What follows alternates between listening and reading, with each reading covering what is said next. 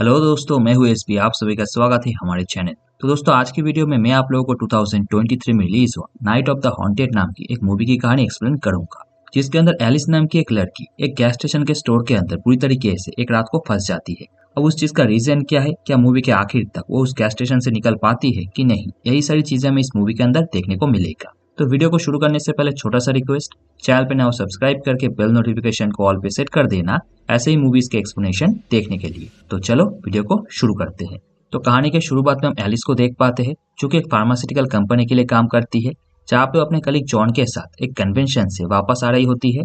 पर काफी रात हो जाने की वजह से वो एक मोटल में रुक जाती है। पर रात के 2 बजे के आसपास एलिस के पास उसके हस्बैंड एरिक का फोन आता है, जो कि एलिस को ये कहता है कि नेक्स्ट डे उनका अपॉइंटमेंट है एक गायनोकोलॉजिस्ट के पास, तो जल्दी से एलिस घर वापस आ जाए। असल में एलिस और एरिक मिलके काफी टाइम से बच्चे का प्लान कर रहे हैं, जो कि उनका ठीक ठाक वर्क नहीं हो रहा है। इसके वजह से वो डॉक्टर को दिखाने का सोच रहे थे, जिसपे कि काफी खुश होते हुए एलिस हामी तो भरती है। पर यह खुशी सिर्फ दिखावे वाला था, क्योंकि यहाँ पे एलिस अपने कलीग जॉन के साथ मिलके एरिक को चीट कर रहा था। पर एक्चुअल में एलिस जॉन के साथ भी खास खुश नहीं था, जहाँ पे उसका जॉन के साथ सिर्फ और सिर्फ फिजिकल रिलेशनशिप ही था। जबकि जॉन उसका थोड़ा बहुत केयर तो करता था, पर उसके ऑपोजिट एलिस उसे भाव नहीं देती थी। तो एरिक को उन दोनों के रिलेशन के बारे में कोई शक ना हो, इसकी वजह से एलिस जॉन के साथ मिलकर उसी रात को घर की तरफ निकल पड़ती है। पर रास्ते में जाते हुए जॉन को यह ध्यान आता है कि उसके कार का जो फ्यूल है वो लगभग खत्म होने को आया है, जिस बात को लेकर एलिस भी उसे सुनाती है।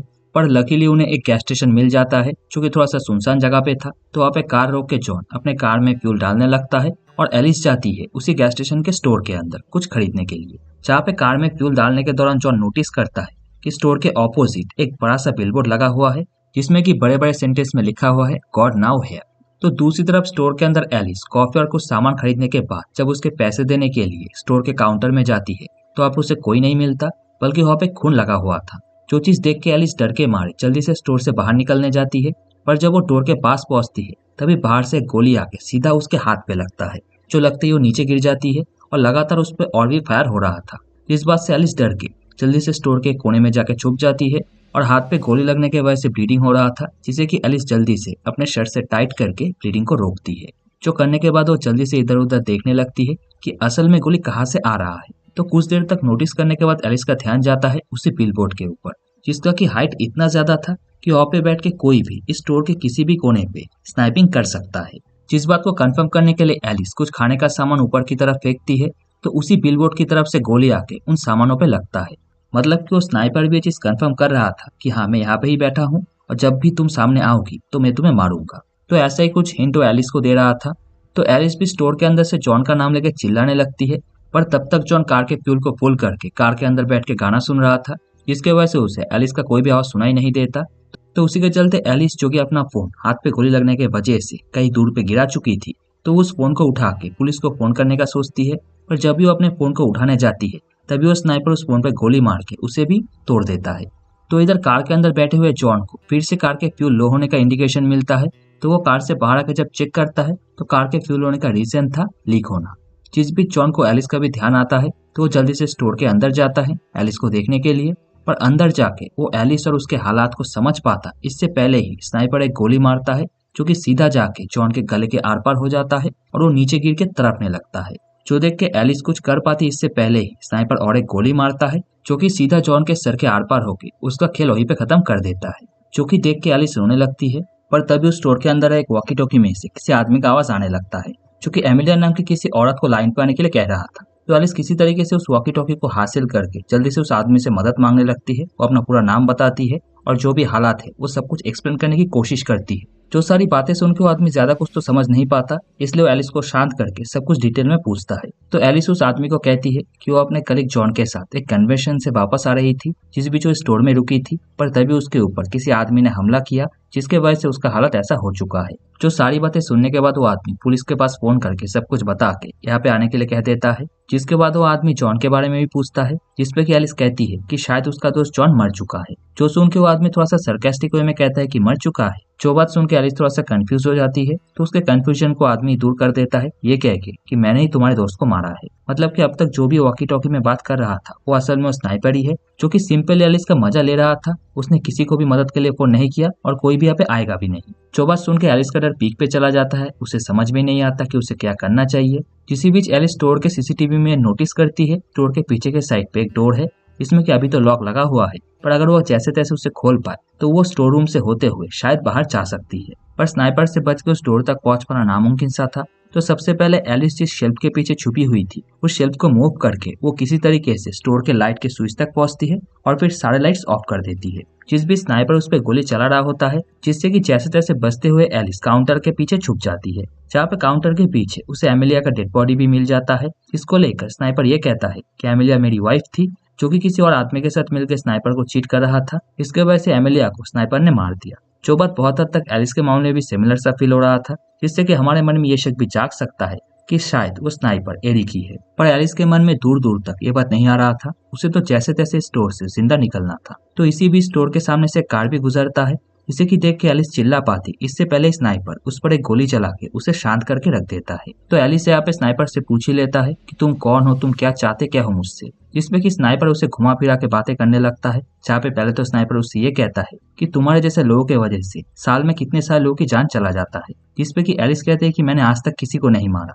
मैं एक फार्मास्यूटिकल कंपनी के लिए काम करती हूँ, इसके अलावा कुछ नहीं। जो सुन के स्नाइपर कहता है मतलब कि तुम ड्रग बेचती हो, तुम जैसे लोगों के बनाए हुए वैक्सीन और दवाइयों को लेके साल में कितने सारे लोग मारे जाते हैं। जिसपे कि एलिस कहती है कि मैं दवाइयाँ बनाती नहीं हूँ, मैं सिर्फ इस कंपनी के सोशल मीडिया को हैंडल करती हूँ। जिसपे कि स्नाइपर कहता है तुम उन शहर को प्रमोट करती हो जिसे कि लेके साल भर में कितने सारे लोग मारे जाते हैं। तो इन सारी बातों को सुनते हुए उसका जवाब देते हुए एलिस स्टोर में रहे फोन, इमरजेंसी अलार्म सब कुछ चेक करती है, पर पहले ही स्नाइपर उन सबको खराब कर चुका था। जिस बीच एलिस अपने हाथ में लगे हुए गोली के घाव को भी ठीक करने की कोशिश करती है। सैनिटाइज से वो साफ करके गम से उस घाव को चिपका देती है।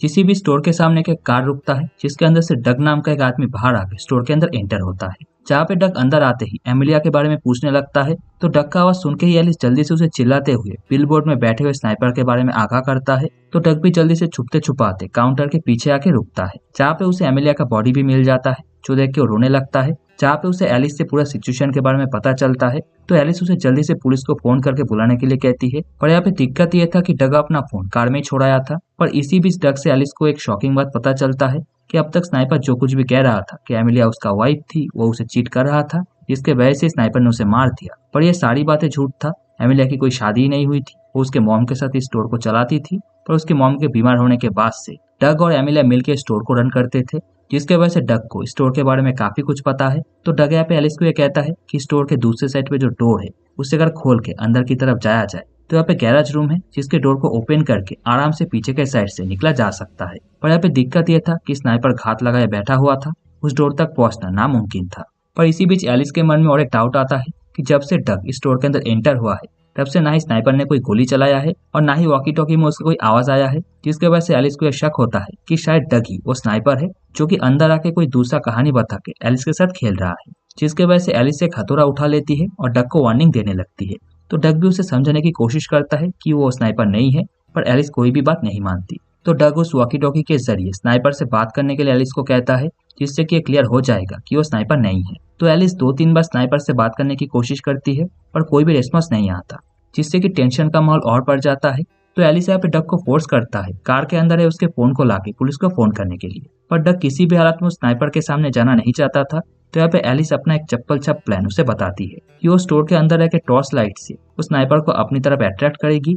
इसी बीच डग बाहर जाके अपने फोन को लाके पुलिस को फोन कर सकता है। जो आइडिया डग को तो पसंद नहीं आता, पर एलिस के फोर्स करने की वजह से वो एग्री करता है उसके इस प्लान के ऊपर। और फिर प्लान के हिसाब से डग बाहर आता है छुपते छुपाते हुए और अपने कार तक पहुंच के वो डोर को ओपन करके फोन को लेने के लिए जाता है। जिस बीच एलिस भी अपने प्लान के हिसाब से टॉर्च लाइट हिला रही होती है। पर यहाँ पे स्नाइपर भी पहले से डग के ऊपर ही फोकस लगाए बैठा हुआ था, जहाँ पर सबसे पहले डग के फोन को उड़ाता है और फिर उसके भेजे को, जिससे कि एलिस का ये डाउट दूर हो जाता है कि डग स्नाइपर नहीं था और उसका जो लास्ट होप था वो भी खत्म हो चुका था। जिस बात से एलिस एक तरीके से टूटी जाती है और उसके ऊपर से स्नाइपर उसे और गिल्ट में डाल देता है, ये कहते हुए कि तुम तो अंदर सेफ रह गई, पर तुम्हारे वजह से आदमी मारा गया। मतलब कि एक तरीके से स्नाइपर एलिस को मेंटली और फिजिकली दोनों तरफ से ही तोड़ रहा था। तो एलिस उसे दोबारा उससे वही बात पूछती है कि तुम मारना मुझे क्यों चाहते हो, तुम कौन हो। तो स्नाइपर उससे फिर से इधर उधर की बातें कहने लगता है कि तुम जैसे लोगों का जिंदा रहना सही नहीं है, तुम लोग बहुत ही सेल्फिश हो, भले ही तुम्हारे लिए कोई कुछ भी करे, तुम लोगों के लिए कुछ करना नहीं चाहते, एटसेट्रा एटसेट्रा। इन सारी बातों को सुनते हुए एलिस को स्टोर में काम कर रहे एक आदमी के सामानों का बॉक्स मिलता है,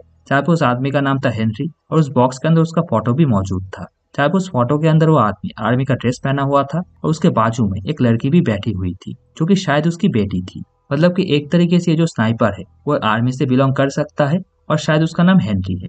जिस बारे में कोई भी बात अभी ना करते हुए एली स्नाइपर से इधर उधर की बातें करने लगती है और काउंटर के पास रहे छतरियों से वो स्नाइपर के विजन को ब्लॉक करने की कोशिश करती है, जिसमें वो लगभग कामयाब भी हो जाती है और किसी तरीके से बचते हुए वो स्टोर के उस डोर तक पहुंच जाती है। और वो डोर लॉक था, जिससे कि काफी देर तक एलिस तोड़ने की कोशिश करती है पर उसमें वो नाकामयाब हो जाती है। तो उसी भी स्टोर के बाहर एक बंदा फ्यूल भरने के लिए आता है और उसका कार्ड काम ना करने की वजह से वो वहां से चुपचाप निकल जाता है। तो इस बात का फायदा उठाते हुए एलिस स्नाइपर को ये कहती है वो तो काफी अच्छा आदमी है, उस आदमी को स्नाइपर ने नहीं मारा, वो काफी भला मानुस है। उसके ऊपर अच्छाई का चादर ओढ़ने की कोशिश करते हुए यहाँ पे एलिस स्नाइपर को इमोशनल करने की कोशिश करती है और इन सारी बातों से स्नाइपर को कोई भी फर्क नहीं पड़ता।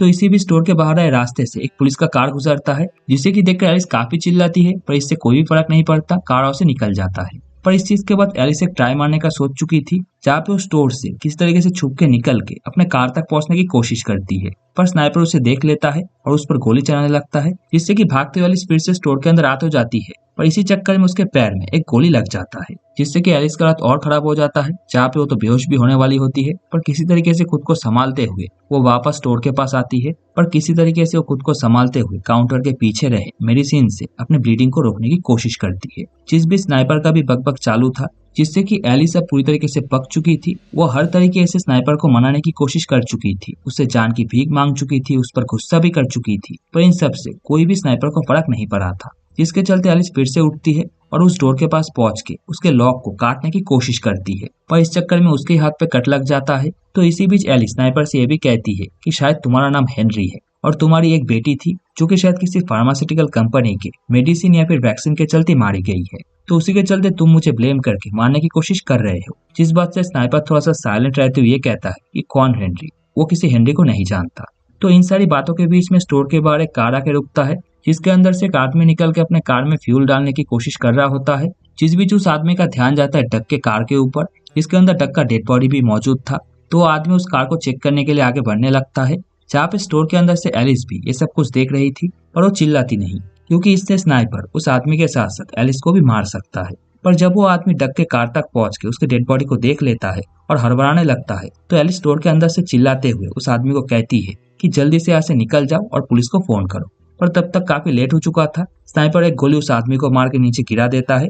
जो देख के कार के अंदर से उस आदमी की वाइफ भी बाहर निकलती है, जिससे कि एलिस स्टोर के अंदर से कुछ कह पाती इससे पहले स्नाइपर उस लेडी को भी गोली मार के खत्म कर देता है। और वो आदमी जिसका की जान अभी भी थोड़ा बहुत बाकी था, उसे और एक गोली मार के स्नाइपर उसे खत्म कर देता है। जो सब कुछ देख के एलिस का हालत अब पूरी तरीके से खत्म ही हो चुका था। पर तभी वो नोटिस करती है कि उस कपल के कार के अंदर एक छोटी सी बच्ची भी मौजूद है, जो कि इस मरे हुए कपल की ग्रैंड चाइल्ड है। तो अपने ग्रैंड पेरेंट्स की इस हालत को देखते हुए वो बच्ची कार से बाहर आके रोने लगती है। जो देख के एलिस जल्दी से स्नाइपर को वार्न करती है कि कुछ भी हो जाए वो इस बच्ची को ना मारे, इसके बदले वो कुछ भी कर सकता है स्नाइपर के लिए। जो सुन के स्नाइपर कहता है कि क्या तुम इस बच्ची के लिए खुद की जान दे सकती हो, जो कि अगर तुम कर सकती हो तो मैं इस बच्ची को छोड़ दूंगा, बदले में तुम खुद को सरेंडर करोगी। जिस पे कि एलिस मान जाती है और एक टॉयलेट पेपर के अंदर लिख के उस बच्ची को यहाँ से भागने के लिए कहती है। तो एलिस के कहे मुताबिक वो बच्ची कार से निकल के भागती तो है, पर अंधेरे से डर के वो वापस एलिस के पास से स्टोर के अंदर आ जाती है।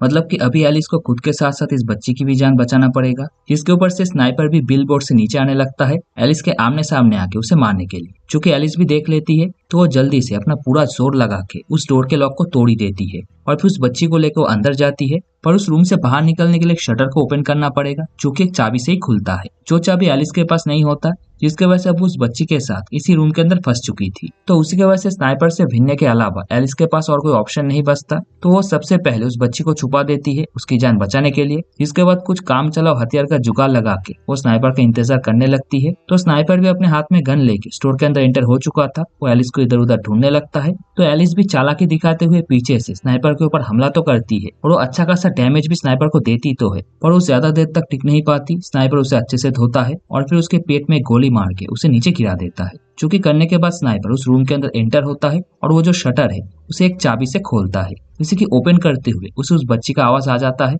तो उस बच्ची के पास जाके उसे शांत करने लगता है कि बच्ची तुम्हें कोई चिंता करने वाली बात है नहीं, मैं तुम्हें कुछ नहीं करूंगा, ये कहते हुए स्नाइपर अपने मास्क को खोलने ही लगता है, पर तभी पीछे से एलिस आके स्नाइपर के ऊपर हमला कर देती है, जिससे कि मार मार के एलिस अधमरा कर देती है और फिर स्नाइपर के सर को वो एक हाइड्रोलिक प्रेस के नीचे डाल के उस प्रेस को ऑन कर देती है। जिस बीच एलिस स्नाइपर के मास्क को हटा के उसके फेस को देखने की कोशिश भी करती है, पर किसी भी हालात में स्नाइपर अपने मास्क को खोलने नहीं देता और ऐसी हाथापाई के दौरान उस हाइड्रोलिक प्रेस के चलते स्नाइपर का सर पूरी तरीके से कुचल जाता है, जिससे कि वहीं पे स्नाइपर मारा जाता है।